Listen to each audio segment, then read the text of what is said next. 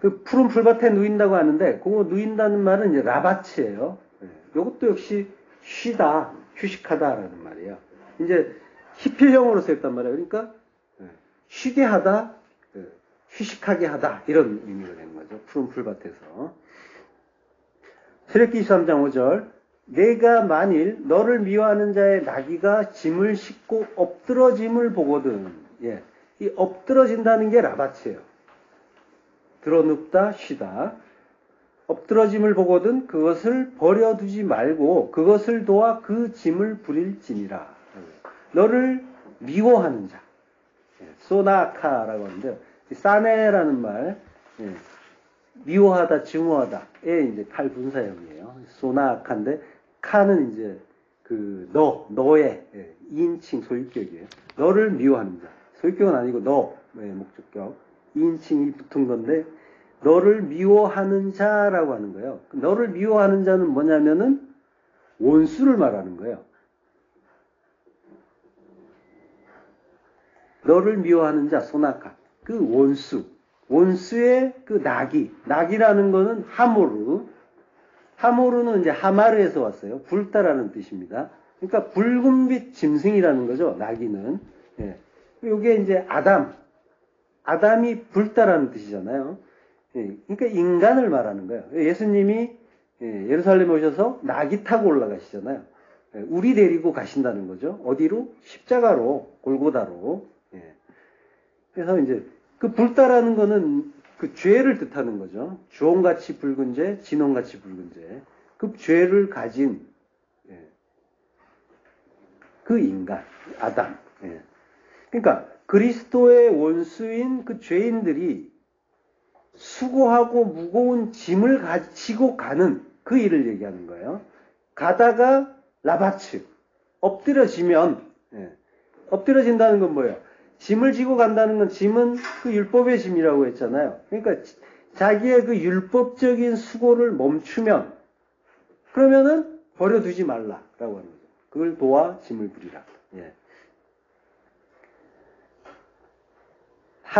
하달은 이제 그만두다라는 말이고 아자브 버리다라는 버려두지 말라라는 말을 이제 하달 아자브라고 하는 거예요. 그러니까 근데 그 아자브란 말이 이제 떠나다라는 뜻도 있고요. 그러니까 그를 위하여 떠나는 걸 멈추라라고 하는 거죠. 그만두라. 멈추고 그리고 아자브 타 아조브라는 말을 해요. 이게 이제 아자브가 2번 반복된 거예요. 근데 이제 무트 타무트라고 하잖아요. 무트가 반복될 때 너 2인칭이 타는 2인칭이란 말이에요.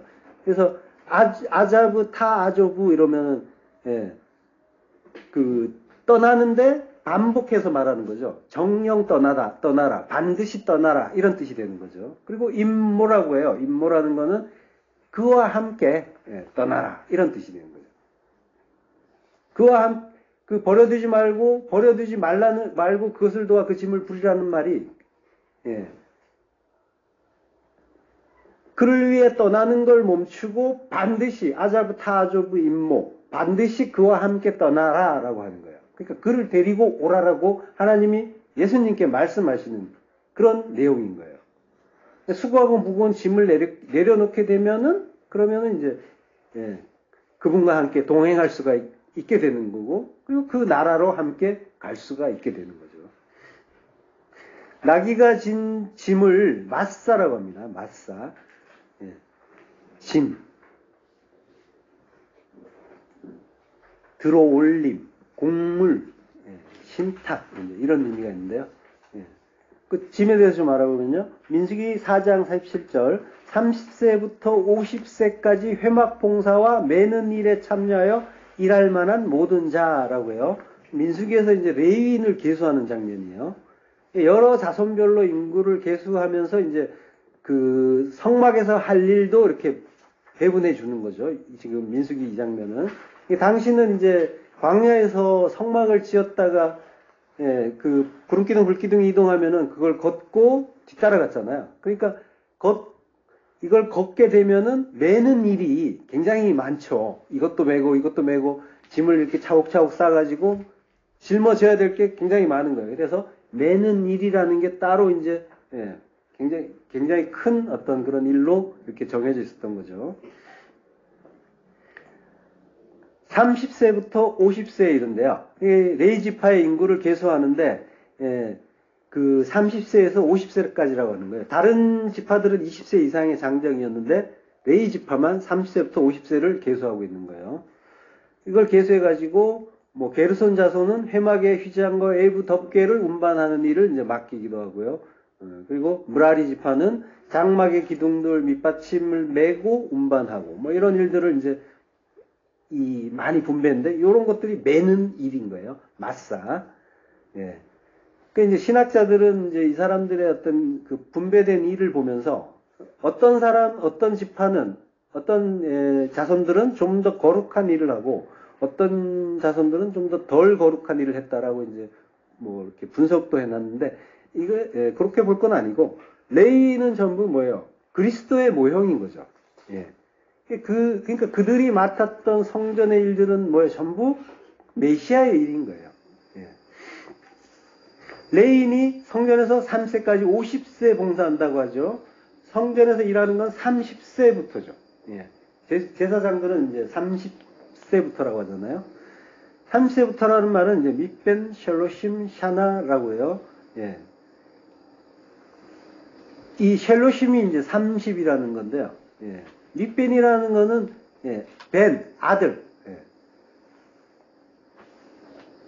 그리고 샤나라는 말은 해, 연 이런 말이에요. 그러니까 30 그 해 30의 아들로부터 이런 의미가 되는 거죠. 직역을 하면 이 샤나라는 거는 해를 뜻하는데 연도 해 연. 요거는 이제 그 의미가 샤나라는 동사에서 왔어요. 바꾸다 변하다라는 말이에요. 소리 발음은 똑같아요. 샤나인데 그 해 연의 속성이 바뀌고 변하는 거라는 의미인 거죠. 동사가 바꾸다 변하다니까. 그러니까 그 의미는 뭐냐면 해라는 거는 우리에게 이제 해가 거듭해서 계속 주어지고 있는데 이 해라는 거는 그 속성은 뭐냐면 하나님이 우리에게 깨달으라고 말씀하시는 건 뭐냐면은 변해야 된다라는 걸 가르쳐 주시는 거예요. 바뀌어야 된다. 우리는 이제 그걸 모른 채 계속 바뀌면은 어떻게 돼요? 쌓기만 하겠죠. 쌓기만 한다는 건 그거는 바벨탑 쌓는 일인 거고 결국은 무너질 일. 이제 진리를 듣고 깨달으면은 변할 수가 있겠죠. 바뀔 수가 있겠죠. 새로운 피조물로 새롭게 거듭나는 그 일이 이제 샤나에 담겨 있는 거죠. 그래서 그 해의 30의 아들이라는 건 그럼 뭐냐면은 30의 그 30의 변화를 이룬 아들이라는 거죠. 벤 하마심 샤나. 그리고 벤 샬로심 샤나. 요거는 이제 그 30의 변화를 이룬 아들이 되는 거고요. 50은 벤 하마심 샤나. 요거는 이제 50의 변화를 이룬 아들이 되는 거죠. 30은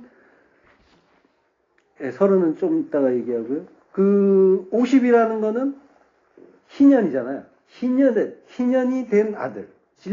그 진리를 알고 희년의 자유. 희년에 자유케 되잖아요. 진리를 알고 자유케 된 아들이 되는 거죠. 이 사람들이 하는 일이 뭐라고요? 봉사와 짐을 매는 일이라고요. 매는 일. 근데 봉사라는 말이 뭐냐면 아보다예요. 아보다가 노동일, 수고, 노역, 봉사, 섬김이라는 의미예요. 그 매는 일은 아보다 마사라고 해요. 요거는 이제 짐을 매는 봉사인 거죠. 30에서 이제 30의 설명을 좀 해드리자면은 30이라는 거는 3이라는 거는 이제 하늘의 수잖아요. 하늘의 수로 완성이 되면 30이 되는 거죠. 요나도 3일 밤낮 물고기 뱃속에서 있고, 그리고 예수님도 무덤에서 3일, 바울의 삼층천도 있죠. 그러니까 하늘이 이제 3이란 말이에요. 3을 완전히 이루면 30이 되는 거죠. 예수님도 30의 공생애를 시작하고 레인도 30의 이제 그 예수님의 모형인 거죠. 그리스도의 모형. 서른에 이제 일을 시작하는 모습을 볼 수가 있죠. 그래서 50이라고 하죠. 50은 이제 7일의 희년. 그러니까 성전이 완성되는 게 그 49잖아요. 7일에. 지난 시간에 했죠. 예. 성전 완성 기간이 49년. 그래서 7일에라고 하잖아요. 그러니까 성전이 완성되는 때가 50인 거죠. 그래서 여호와의 은혜 때고 자유가 공포되는 그런 때인 거죠. 그러니까 메시아가 하시는 일을 가르쳐 주는 거예요. 예. 그 레인이 이제 매는 일을 했다고 하는데 그것들이 이제 전부 그 구원을 설명하는 것들이죠. 그리고 이 레인들이 맨 게 마사라고 했잖아요. 이 나귀가 맨 짐과 같은 말이에요. 그러니까 짐을 지는 봉사, 짐을 드는 섬김을 한다고 하는 거죠. 그리스도도 메고 붉은빛 짐승, 아담들도 메는 그 짐. 이런 거, 예. 요게 뭐예요? 요게 무슨 짐을 지는 거죠? 마사에, 그러니까 짐을 진다고 하는데 이 섬김은 짐을 지는, 무슨 짐을 지는 섬김일까요? 요 섬김이. 예. 요걸 이제 알아볼게요. 요 마사의 짐의 동사가 뭐냐면 나사예요. 나사가 이제 들어 올린다는 거예요. 가지고 간다. 예. 레위기 16장 22절. 염소가 그들의 모든 부리를 지고 접근하기 어려운 땅에 이르거든 그는 그 염소를 광야에 놓을지니라. 예. 염소는 아사셀 염소죠. 예. 아사셀 염소가 이제 대속제일에 이스라엘의 모든 불의, 그 아온이라고 하는 아온, 죄, 이걸 전부 전가받고 그 죄를 모두 지고 지고 이스라엘 진에서 떠나서 광야로 쫓겨나는 거죠. 그래서 그 대속으로 그 이스라엘을 대속해서 광야에서 죽는 그걸 이제 아사셀 염소가 그리스도의 모형으로 보여지잖아요. 마태복음 16장 24절. 이에 예수께서 제자들에게 이르시되 누구든지 나를 따라오려거든 자기를 부인하고 자기 십자가를 지고 나를 따를 것이니라. 지고. 예. 지고 가는 거는 결국 뭡니까? 예. 십자가인 거죠. 우리의 모든 죄가 거기에 담기는 거죠. 십자가에. 십자가 지는 봉사와 섬김을 그리스도가 해주시는 거죠. 예. 그 죽음이 자기 백성을 위한 섬김인 거죠. 근데 아까 아사셀 염소가 나왔는데 왜 아사셀 염소를 보낼까요? 어린 양도 있는데 어린 양은 이제 분명한 예수님의 그 어떤 모형이잖아요. 예. 역대하 11장 15절에 보면요. 여로보암이 여러 산당과 순염소 우상과 자기가 만든 송아지 우상을 위하여 친히 제사장들을 세움이라라고 해요. 그러니까 순염소는 그 이방의 우상이었던 거죠. 예, 샤이르라고 하는데. 예. 그러니까 아사셀 염소가 진 밖으로 나가서 그 죽는데 그 보내는 것이 죄와 함께 모든 그 우상, 예. 그 우상이라는 거는 정체는 결국 자기라고 했잖아요.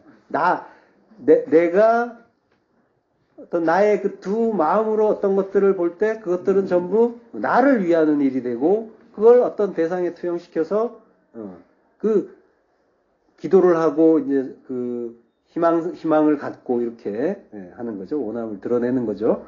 그 우상의 정체가 결국 나라는 거죠. 그러니까 나의 그 우상까지도 함께 버리는 거죠. 죽이는 거죠. 그 속에 예수님의 의미까지 담겨 있잖아요. 예수님을 그리스도로 보지 못하고 보이는 예수님으로 볼 때 그 예수님은 십자가 지고 죽으셔야 되는 거죠. 그래서 그 십자가에서 육이 다 도말이 될 때, 삭제가 될 때 그 말씀만 남아서 그리스도로 내 안에 오셔서 구원을 이루어 주시는 거죠. 히브리서 13장 13절. 그런즉 우리도 그의 치욕을 짊어지고 영문 밖으로 나아가자. 예. 그 아사셀 염소가 한 그 일을 히브리서에서 보여주는 거죠. 예. 자, 진리의 허리띠로 돌아가서요. 에베소 6장 14절. 그런즉 서서 진리로 너희 허리띠를 띠고 의의 호신경을 붙이고라고요. 허리띠. 허리띠는 예, 진리의 허리띠인 거죠. 졸라맨다는 건 이제 하나가 된다는 거고요. 의의 후신경을 붙인다라는 거는 엔디오 도락스 디카이오 시네라고요. 예, 그 의로 그 의의 흉배 도락스 흉배 가슴에 이렇게 붙이는 흉배로 옷을 입으라라는 거죠. 에베소 6장 14절. 그런즉 죄송합니다. 이거. 예, 진리로 너의 허리에 띠를 띠고라고요. 그럼 진리라는 거는 그러면 진리를 알면은 이 허리에 띠를 띠게 되면 진리가 너희를 자유케 된다고 하시죠. 예, 그러면은 진리라는 것 자체는 뭐예요? 진리라는 거는 진리의 의미는 알레테이아라고 하죠. 알레테이아의 의미는 가려져 있지 않다라는 거예요. 그러니까 하나님이 이 세상을 이 호코스모스 하에레츠를 우리에게 주셨어요. 이걸로 이제 하늘을 알고 아들이 되어서 돌아오면은 그걸 이제 구원이라고 하시는 거죠. 근데 이제 아까도 봤지만은 하나님이 열어주시지 않으면 아무도 그걸 올바로 볼 수가 없다는 거죠. 이렇게 올바로 보지 못하는 자들에게 세상은 가려져 있는 거예요. 그래서 그것들의 내용이 보이는 게 아니라 그것들의 외모만 보이는 거죠. 그 외모가 아니라 중심을 보신다고 하시는 게 그 의미인 거고, 예. 그렇게 가려져 있을 때 그걸 이제 에레브라고 하잖아요. 저녁이라고 하잖아요. 저녁이라는 말 자체가, 에레브라는 말 자체가 뭔가에 덮여 있다라는 말이에요. 그래서 저녁이 어두운 거죠. 그래서 그 어둠에서 빛과 어둠이 섞여 있는 상태, 혼합된 상태가 저녁이잖아요. 그 상태에서 저녁이 되고 아침이 되면 이제 구원인 거죠. 아침은 보케르는 밝히 드러난 상태죠. 그래서 해가 뜨는 아침, 하나님의 조명에 의해서 모든 것이 밝히 보이는 상태. 그게 아침인 거죠. 그러면은 성전을 무너뜨리고 다시 시작하시는 그 일이 되는 거죠. 거듭나고 부활하고. 저녁과 아침 사이에는 밤이 있단 말이에요. 밤은 라일이라고 해요. 라일은 이제 가르쳐 준다는 의미예요. 라메드가 두 개가 있단 말이에요. 그 라메드가 가르쳐 준다라는 그런 의미죠. 그러니까 빛이신 예수님의 그 진리의 말씀을 통해서 잘 배우면은 그러면 아침이 되는 거고, 그러면 가려지지 않은 진리가 밝히 드러나는 그 일이 되는 거죠. 그래서 이제 진리의 실체는 예수 그리스도시란 말이에요. 그분의 그 말씀. 그게 이제 밝히 드러나는. 그러니까 그전에는 가려져 있고, 본다고 하는데 소경이고, 깜깜한 저녁이고, 에레브. 예. 모든 것이 이제 뒤섞여 있는 그런 상태였던 거죠. 요게, 그 모든 것이 그 그리스도의 그 진리로 보이게 되면은 이제 그걸 파루지아, 이제 재림이라고 하는 거죠. 예수님이 이제 다시 온다고 하셨잖아요. 그래서 오늘 주인이 다시 온다라고 하면서 깨어 있으라 하고 떠났어요. 그러니까 결국 뭐예요? 성경은 전체는 예수님이 떠나시고 다시 오시는 이야기란 말이에요. 이거 전부 구원 이야기고 그 예수님의 재림 이야기인 거예요. 그래서 예수님이 오시면은 그러면은 이제 끝이 나는 거죠. 근데 이제 뭐 예수님이 구름 타고 오신다라고 이제 하는데 구름 타고 오시는 게 아니라고 했잖아요. 구름과 함께 구름과 함께 오시는데 그 오시면은 그 오시는 곳이 내 안이란 말이죠. 그래서 내 안에 오시면은 종말이고 종말은 내 안에서 이루어지는 거고 그러면 그게 내 안에서 예수님이 재림하신 일이 되는 거죠. 그래서 성령이 그리스도의 영이 내 안에 오시면은 우리는 이제 모든 것을 밝히 보는 상태가 되는 거죠. 죄에 대하여, 의에 대하여, 심판에 대하여 책망한다고 하시는데 엘렌코라고 한단 말이에요. 이게 밝히 드러낸다는 말이에요. 그러니까 밝히 드러내는 것 자체로 죄의 세상을 드러내는 거니까 그게 이제 책망의 의미가 있는 거죠. 요한복음 16장 8절 그가 와서 죄에 대하여, 의에 대하여, 심판에 대하여 세상을 책망하시리라. 죄에 대하여라 함은 그들이 나를 믿지 아니하며 죄의에 대하여라 함은 내가 아버지께로 가니 너희가 다시 나를 보지 못하며 심판에 대하여라 함은 이 세상 임금이 심판을 받았습니다. 예.